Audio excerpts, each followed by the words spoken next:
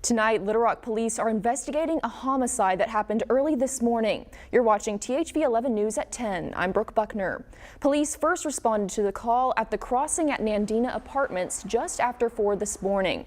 At the scene, police found the body of a man who had been shot. So far, police haven't released any information of the person killed or potential suspects. Hot Springs police are investigating a shooting that left one person dead and 2 others injured. Here's what we know. Around 5:15 Friday evening, police responded to a shooting on Beard Street, just a block north of Albert Pike Road. When officers arrived, they found 2 people shot inside a parked car. One of the victims died from their injuries. Shortly after, a second vehicle was found a block to the east with a 3rd victim who is a minor shot in the leg. Police ask anyone with information to give them a call.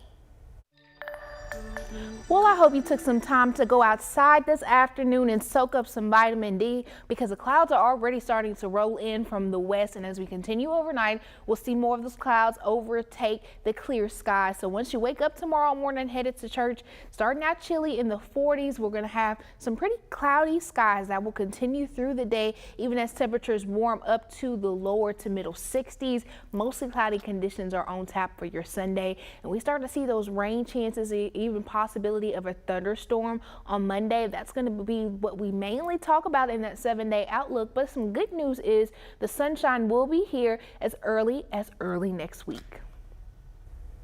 All right, thanks, Simone. The federal government will continue to operate after the U.S. Senate passed legislation early this morning to avoid a last-minute shutdown. The move follows action by the House on Friday. But even though the measure passed with bipartisan support in the lower chamber, it may come at a price for Speaker Mike Johnson. Willie James Inman has more details from Capitol Hill.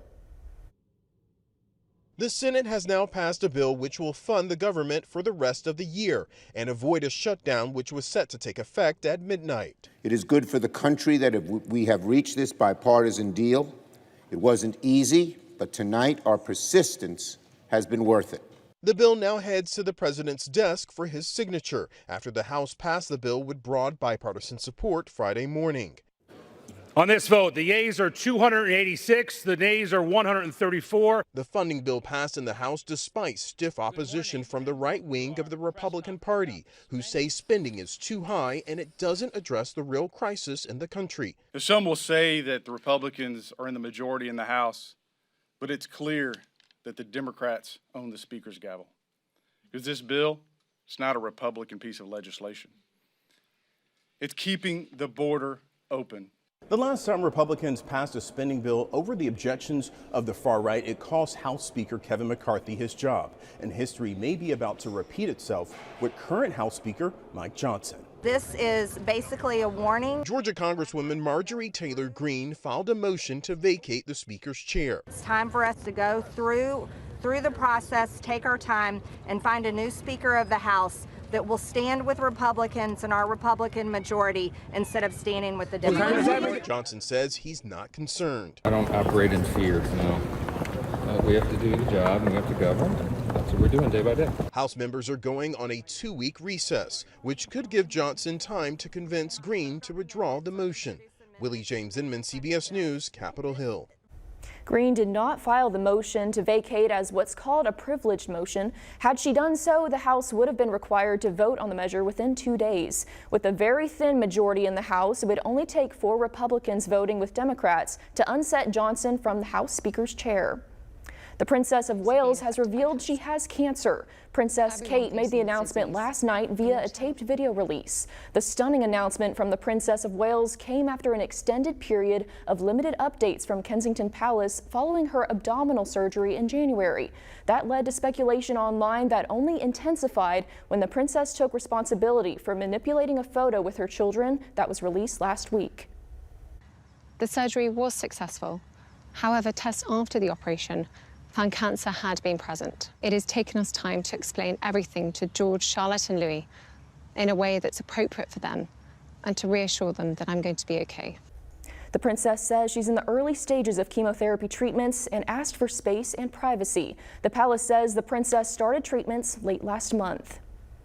More than 600 migrants that pushed past Texas National Guard troops and a razor wire fence at the Texas-Mexico border this week are now in a federal detention facility.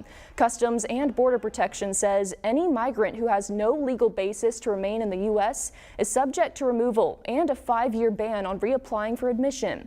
This comes as courts have heard arguments on Texas's strict immigration bill all week. Meanwhile, border security is one of the top campaign issues this year. Brandon Lewis from our Verify team looks into the claims the Biden administration actually stopped building the border wall. 2 viral posts on X, each with 250,000 views, claim President Joe Biden stopped construction of the border wall.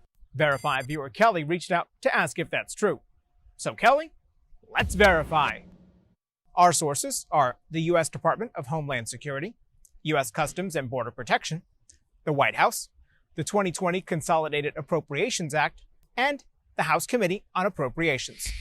All of our sources say no. President Biden did not stop construction of the border wall because he's not legally allowed to do so.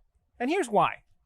In 2019, Congress allocated more than $1 billion to construct a border barrier along the southwest border, and only Congress can decide to stop construction.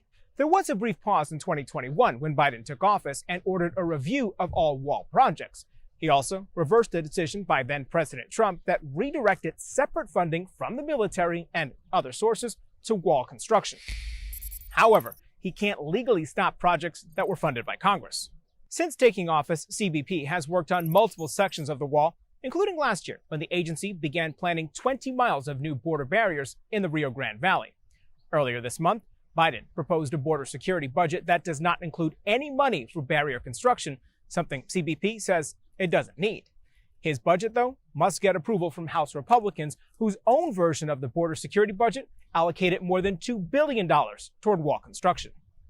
With your Verify along the U.S.-Mexico border in San Diego, I'm Brandon Lewis. Tonight, at least 133 people are dead after a terrorist attack in Russia by members of the Islamic State. Memorials across Russia today as crews work to remove debris from Crocus City Hall. The concert venue in the outskirts of Moscow had been set on fire by gunmen in the country's deadliest terrorist attack in decades. Earlier this month, U.S. intelligence warned of a potential attack in Russia. The embassy there put out a notice to all Americans in Moscow to avoid any large gathering. The images are just horrible and just hard to watch, and our thoughts obviously are going to be with the victims of this terrible, terrible shooting attack. U.S. officials say there is no known threat to the U.S. coming from the attack in Russia. Now check this out. Today, competitors made their way to Little Rock for the ISA Southern Tree Climbing Championship. It's not quite the same tree climbing you may have done in your front yard growing up. It's a competition to show who can safely climb and move in a tree while performing different tasks. The people in the events today sometimes work side by side with first responders to help save lives.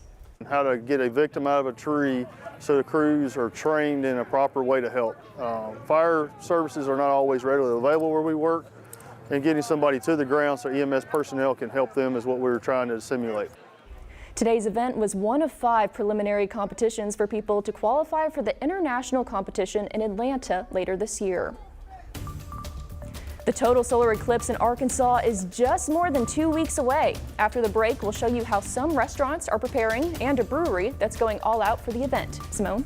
And we're already starting to see some of those clouds return across central Arkansas coming up after this break. I'll tell you how soon you'll need to grab that umbrella.